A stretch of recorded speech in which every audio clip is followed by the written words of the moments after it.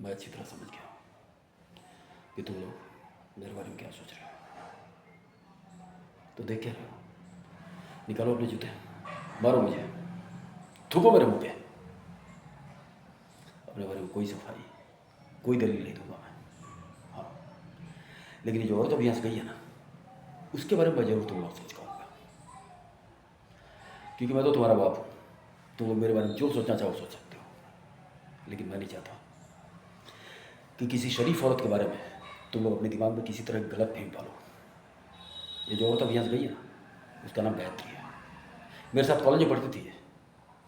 हम दोनों की शादी होने वाली थी, हमारे घर वाले भी तैयार थे, बस मंगनी की तैयारी चल रही थी।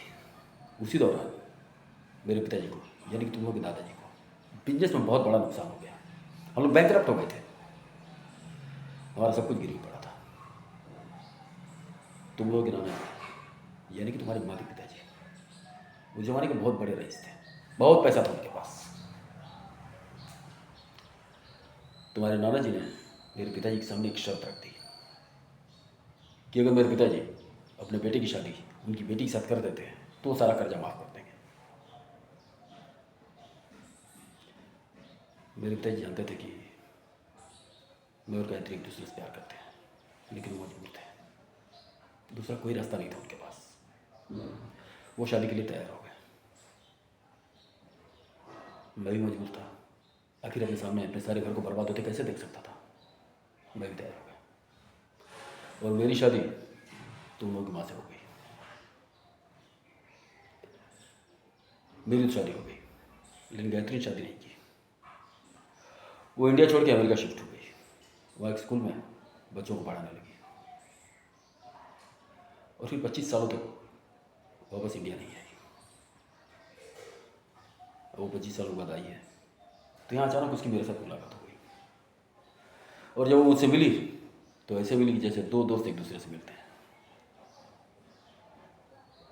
लेकिन हमारे समाज में जब दो औरतें एक दूसरे से गले मिलती हैं तो उनको बड़ी अच्छी नज़र से देखा जाता है। दो मर्द एक दूसरे से गले मिलते हैं तो उसको भी अच्छी नज़र से देखा जाता है। लेकिन जब एक मर्द एक औरत से गले मिलता है तो हमेशा उसको गलत नज़र से देखा जाता है।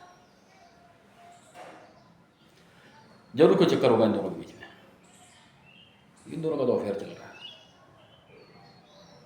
कोई ना कोई गलत रिश्ता जरूर होगा इन दोनों में। बस यही एक नजरिया होता है। और मजे की बात तो यह है कि दूसरे तो दूसरे, जब अपने घर वाले, यहाँ तक कि अपने बच्चे भी देखते हैं तो इसी नज़र से देखते हैं। खैर, तुम लोग खुद समझदार हो, इसके आगे मैं तुम लोग कुछ नहीं कहूँगा। तुम लोग मेरे बारे में जो चाहो वो सोच सकते हो।